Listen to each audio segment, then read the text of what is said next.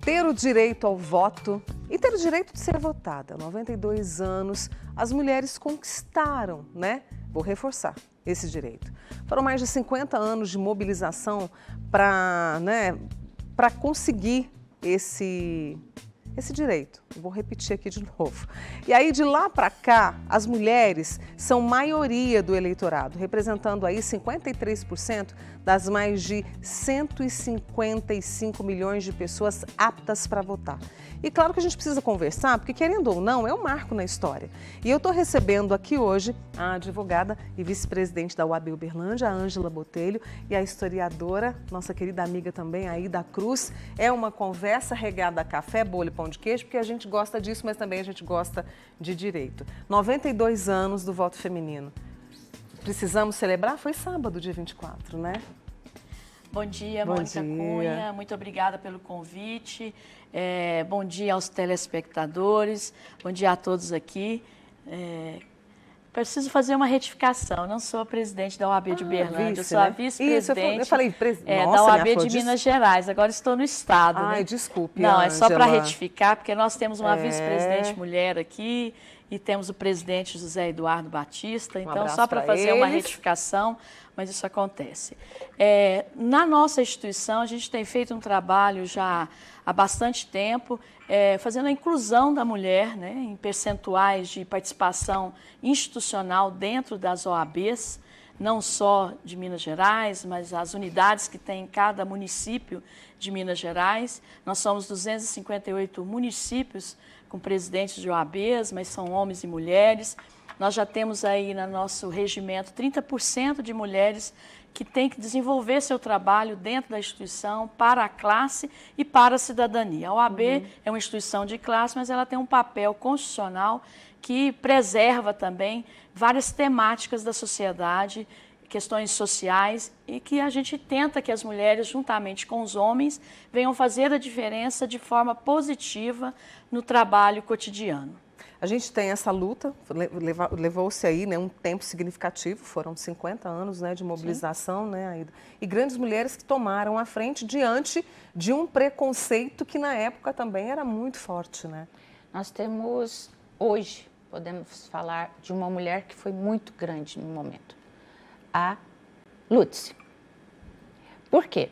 A Berta Lutz. A Berta foi uma das mulheres da ciência que fez com que o movimento feminista, ou o sufrágio universal, que é o que nós chamamos para o voto, trouxesse essa luta para dentro da casa.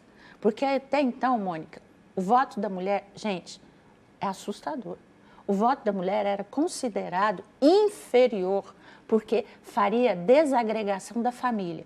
O que tem a ver? Eu votar com a minha família ser totalmente destruída. Então, o voto era considerado inferior. Mas a luta, ela não se dá só em meados de 32, para vamos considerar, a lei do voto.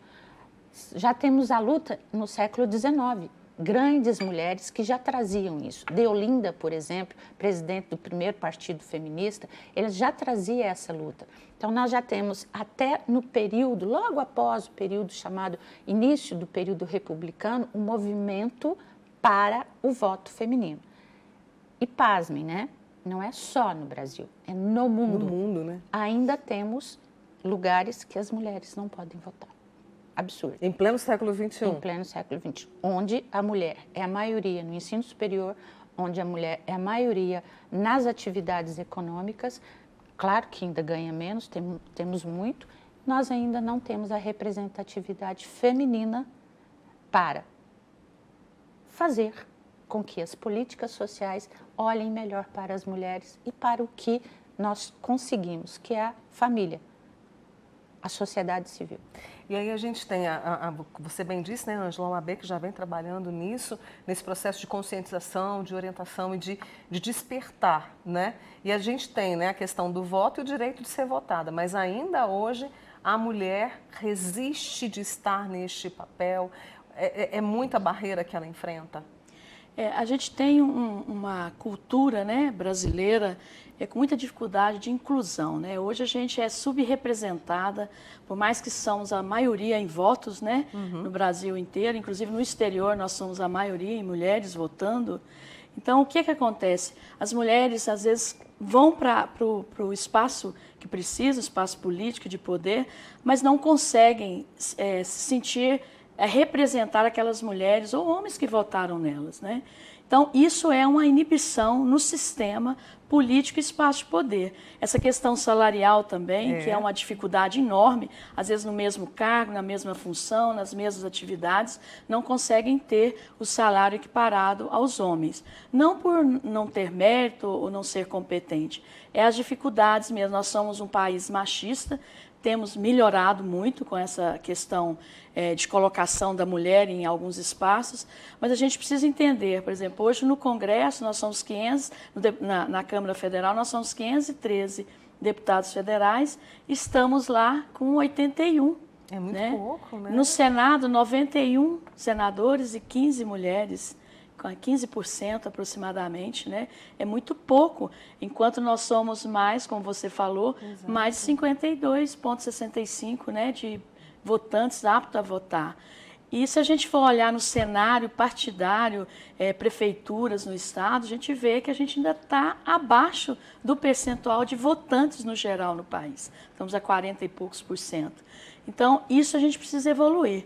Não que a mulher tenha uma capacidade melhor do que o homem, mas a gente tem uma intuição melhor, uma paciência para ouvir, o feeling. A gente tem assim, um olhar 380 graus, a gente consegue ver um monte de situações mínimas, macros, né, também. Então, é uma realidade que a gente precisa olhar com carinho. A sociedade e as mulheres também têm que engajar nessa política, nesse espaço político e espaço de poder, não só de gestão, mas também para ser uma empresária, uma vendedora ambulante, onde quer que esteja, com qualquer cargo, né? Independente o grau desse cargo. Interessante isso que ela traz, né? Desse engajamento, de uma outra palavra que ela trouxe também, outro verbo, que é o evoluir. E como é que a gente evolui e se engaja? É com conversas tipo essa, deixa eu puxar aqui a sardinha para o Manhã Total, mas também o café tá ótimo, viu? Delícia.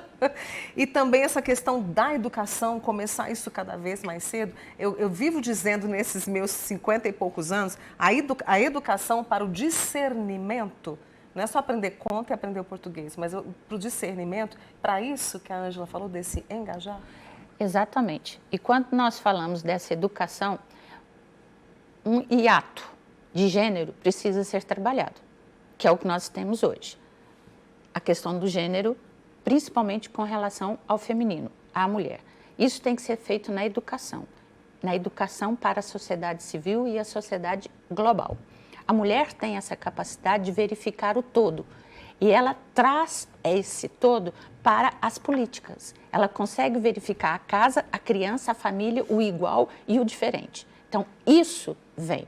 Agora, a educação, ela se passa desde o momento em família até a escolarização, a educação que nós chamamos de escola, onde a menina também pode fazer parte do centro agremiativo, ou ela pode jogar futebol, ou ela pode brincar com a boneca do mesmo jeito.